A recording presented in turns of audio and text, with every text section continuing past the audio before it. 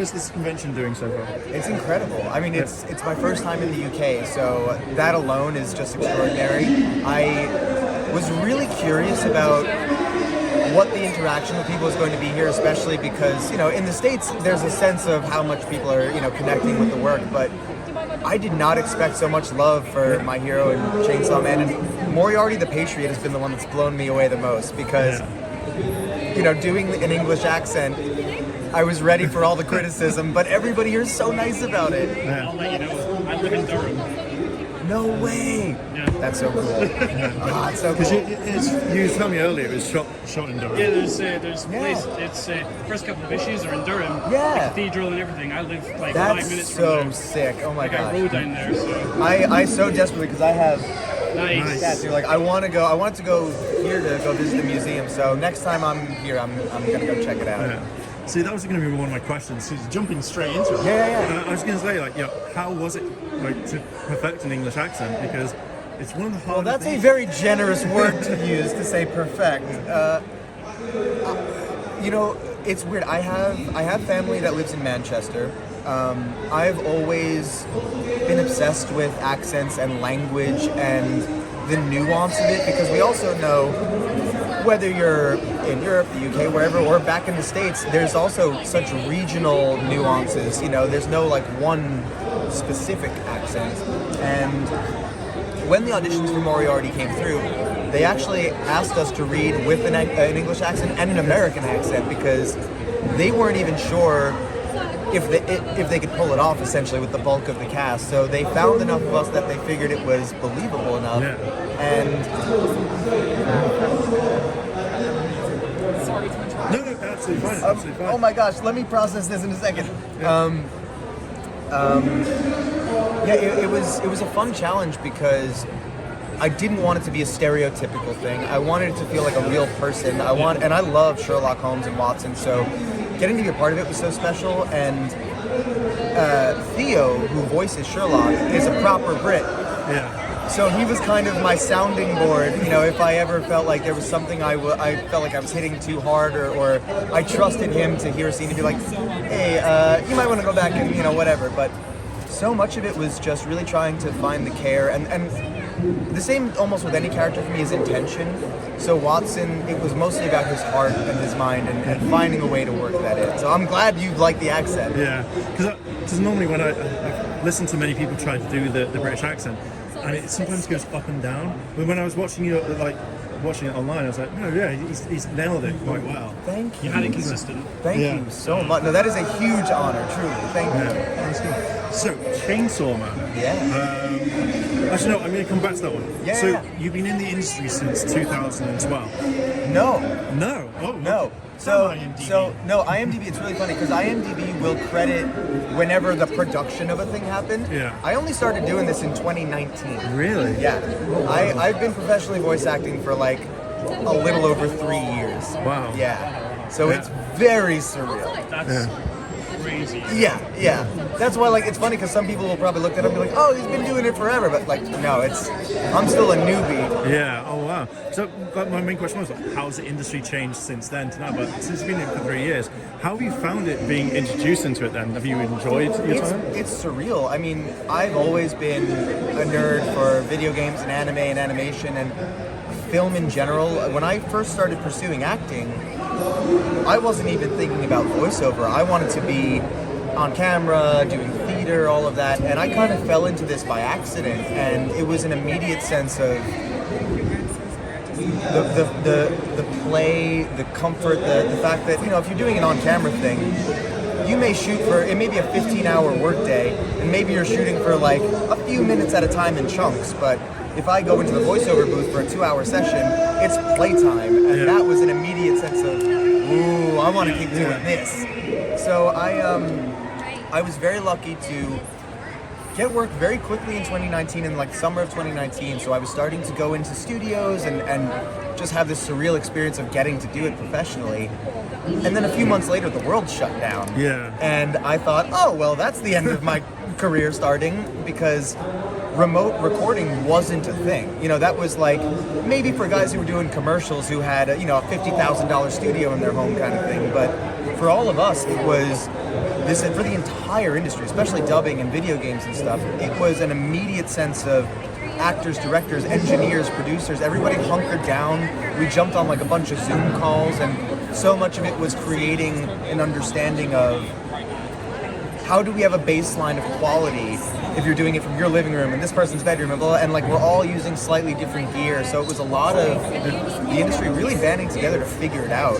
So most of my career was in my living room by myself, and now in the last like year and a half, I've finally been able to like come out into the world and share this with you guys. So it's been very surreal. So which one do you prefer then, being in your own home or in the actual recording booth?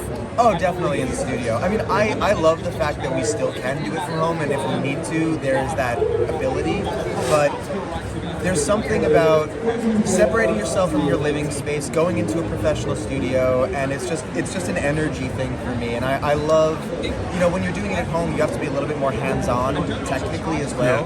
Whereas if I go into the studio, all I have to think about is performing, and that is much more freeing. Yeah. And, I love being able to just focus on that. Yeah, that's cool. Because I started a journey doing it like during lockdown. I really enjoyed it.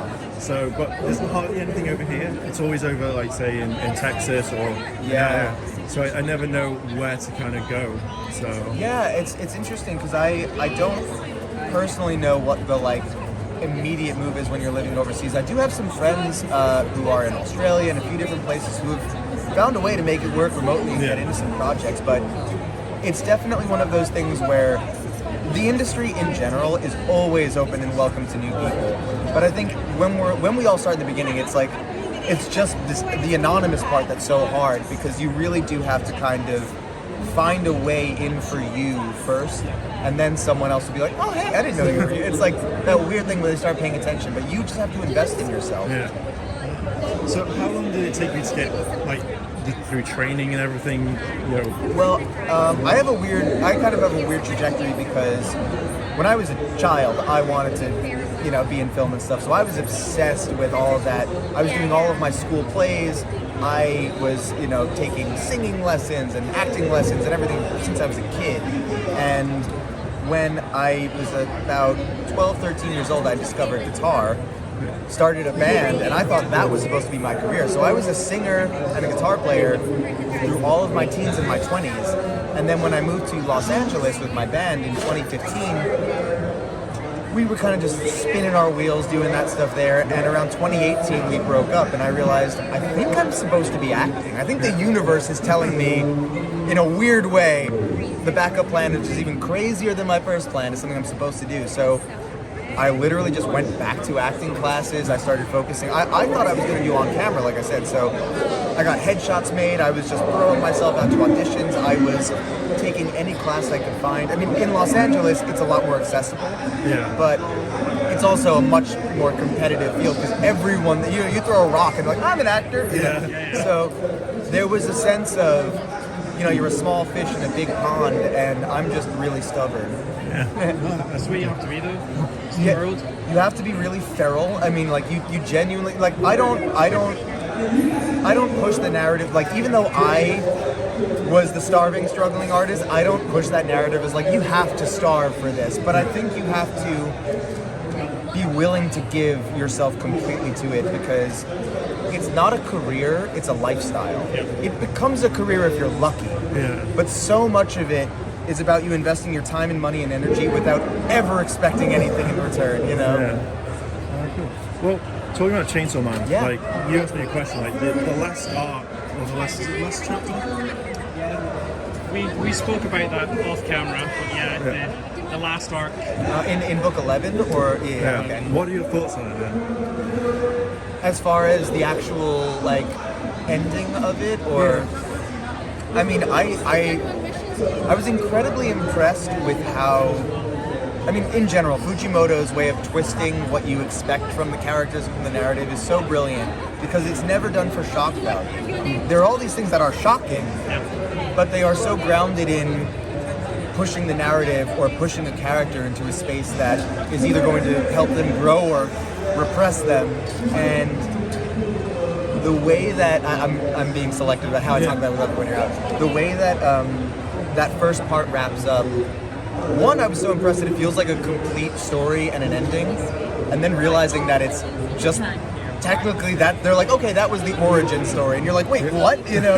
So the fact that it's continuing is amazing, and I love where it's going. But I thought the ending was kind of perfect. It's brutal and sad, but it's also kind of heartfelt in a fascinating way. And I think you understand so much more about who Denji is at his core by the end of it because of all the experiences he goes through. And even with that last action that he takes, he says it himself, that it was an act of love. And that to me is such a powerful notion. I think there's so much there to unpack. It's really interesting. You got it spot on there. The wrap up, so they could finish the story there if they wanted. Yeah. But there's more. It could have easily, it was so this is a perfect story. Yeah. And the fact that they're like, no, this is just the beginning. You're also like, oh, totally. I'm in. Yeah. Exactly. I'm still new to it, so I've just literally seen the scene where you get your powers and then you're like killing all the zombies or the demons and stuff, and I was just like, oh, this is actually pretty decent. It's in so many ways, it's him kind of being born truly, I think when you first meet him, he is so broken in so many ways, in all the obvious ways, and then the literal scooped out, he's missing parts of himself, literally, figuratively, spiritually, and to see this character, as you will come to see as you get further into it, to see him find his way in the world and learn how to become human is such a powerful thing, because he's someone who, at the age that you meet him, should have an education, should have an awareness of things, and has none of this stuff, and yet is so incredibly deep and profound and layered as a human, even though he doesn't know how to fully express that because he is not given that information. He's still so much more real and pure than most of the characters he interacts with, and I don't even think he understands that. Yeah. So I'm looking forward to reading it now, or reading and watching and kind of following them all the way through. Because everyone's recommended it to me, and I've just gone, I'll check it out later. And then when I was watching it, I was like, no, it's quite special. I mean, obviously I have a bias to it, but I fell in love with it before the show was announced. It saved me because during the pandemic, while I was lucky to be working and doing all this, I was very much stuck at home like all of us. And I lived by myself. I had a small little place at the time, and I was struggling with enjoying anything.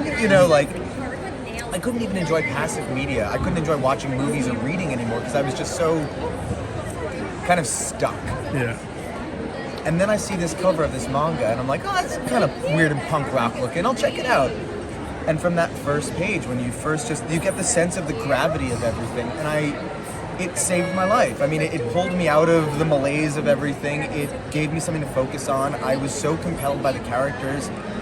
I felt his resilience and that sense of, if he can make it to another day, we can make it to another day. And his appreciation in the tiniest of things that we so easily can take for granted, and to him it's like the luxuries of life. There was so much that I was able to take a deep breath and center myself thanks to it. And before the show was even announced, in my heart of hearts, which you never say as an actor, because we don't even choose what we audition for, but I told myself, Denji's the dream role. I want to play this character and help tell this story more than anything I've experienced. I've never felt that way. I don't care about being the main character or anything like that. I just love doing any of this work. But this story hit me so deeply, and it is surreal to be here right now and to be able to share this with you guys like this. I'm so grateful. I mean, I'm looking forward to watching it. I mean, you've recommended it to me. I've watched it, I've read it, binged it, we've talked about it off camera. Yeah. We have that, we know. Yeah. And I'm excited. I am genuinely so excited for you and for people who are just coming to it, because you have no idea what you're in for. Well, thank you very much for this lovely interview. It's been nice. I've not done an interview for around about, I think, a couple of years like this, so it's really nice. Oh man, well I'm grateful that I get to be a part of it. Thank you so much. Very much. Have you got any projects you're working on at the moment, or that you I'm trying to think of if there's anything I can talk about yet. I mean, there's definitely a bunch of stuff that has been in the works. I've been recording quite a few things lately. I think I have to keep it all under Yeah, that's NDA fine. for now, but yeah, soon there's going to be some really fun stuff and some really different stuff, which actually is very exciting for me because I think a lot of people now that they're starting to find me, they have an expectation of what they think I can do, and I'm ready to surprise everybody. Oh, yes. I'm very much looking forward to following your career. Thank you so much. It means a lot. Thank you very much. I want to say a big thank you to all my Patreon supporters, and I wanted to shout out Kimona Cat, Kira Stanada. Your help goes a long way to help support the channel, and if you want to help support the channel, the links to my Patreon and channel memberships are listed below in the description. あらあら、チャンネルをサポートしてくれてありがとうございます。チャンネル登録、高評価お願いします。以下のリンクから商品を入手することができます。